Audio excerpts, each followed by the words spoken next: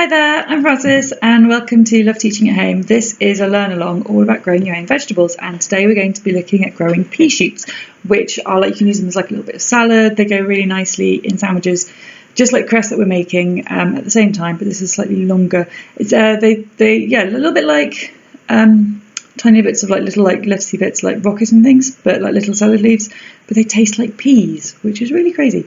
So we'll get started. So we're growing pea shoots in a no mess way. Now, cress we started growing on cottonwool. We're going to use cottonwool as well for the pea shoots. I think they grow moderately better in compost for like longevity. So the ones we're growing will be fine. You'll get one really good batch out. And so for a trial, the first batch that I did was in cottonwool, and it boosted my confidence.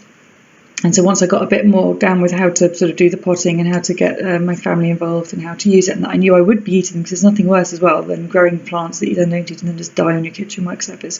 So when I knew that I was going to be eating them, I then got some compost and made a little pot out of that. Because I was just going to dive into the cottonwool, but I'll explain. You can cut them down when they grow, and then you can get a second or third set of growing out of them. Now that's harder on the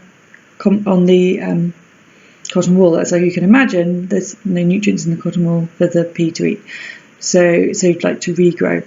So for the first growing, the cotton wool is absolutely fine. So here we go, just standard cotton wool. Nearly out. There we go, there's standard cotton wool. Takeaway compartment, container definitely the same as we did with cress. Takeaway cotton wool, in it goes.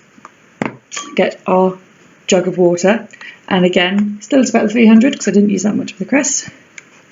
Here we go. Just fill it up again with water. Now, with the cress, the reason you do it to begin with before you put in the seeds is because they're so little they'll just move around. That's less important with the peas, so if you forget to put the water in, don't worry too much, you can put it in afterwards, but nice little wet bed of cotton wool. Although maybe, and I don't know because of course I'm not an expert, if you add in afterwards perhaps it might soak the peas too much, I don't know, but try and put it in beforehand. Water, cotton wool, takeaway container.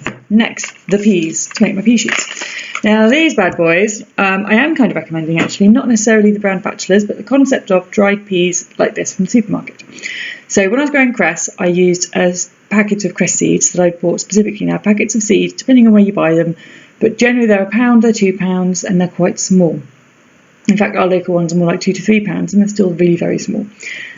This bad boy, this is going to be my third batch of peas that I've made out of it, and it's still full to here, and it was 55p for the whole lot, so you get a lot of peas for your money. So yeah, I mean, you know, if you're not too worried about the money, just buy a packet of peas.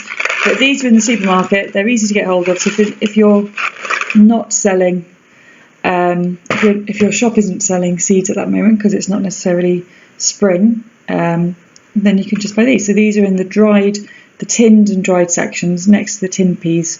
You'll just get this. Not many brands, so there might be a known brand, and there's this brand, and I think that's about it. But yeah, cheap, affordable, and they last for ages. Peas. So there we go. There we go. There's the peas. This is far too many. These peas you can do by number, okay? And generally, I found about 12. Maybe we'll go for more. Maybe we'll try and fit 15 in here. But that's it. So we just plop them in. 1, 2. So do you know what? Let's go crazy. Let's try and get 20. Let's do a 4x5. So normally I was doing them 3x4, but you know what? We're going to go for it. We're going to see how many we can grow. Grow a little pea shoot forest, because there's nothing worse than only having 2 or 3 pea shoots. Now my friends come around next week. They could be like, "Wow, that's so impressive! Can I get 24 in? Doubled up my pea harvest." Right. So you just put them in. You can't. Again, rubbish blue peach presenter. Sorry, let's have a look. I'm just like counting them all, getting really excited, and of course you can't see. Ta-da! There we go. So that's 12 already in there. We'll just do some more. 1, and all I'm literally doing is just putting them in. I'm just putting the peas in the pot. Now, this seems really obvious to say. However, if you're not confident with growing peas, with growing anything, and you've never really given it a go, I think watching somebody just sit down and do it. This is all it takes, and I've already done 5 rows. I'm going to try one more row on the end here. Maybe I've run out of water. Let's put a little bit more water on the end there because I didn't get wet. Good work.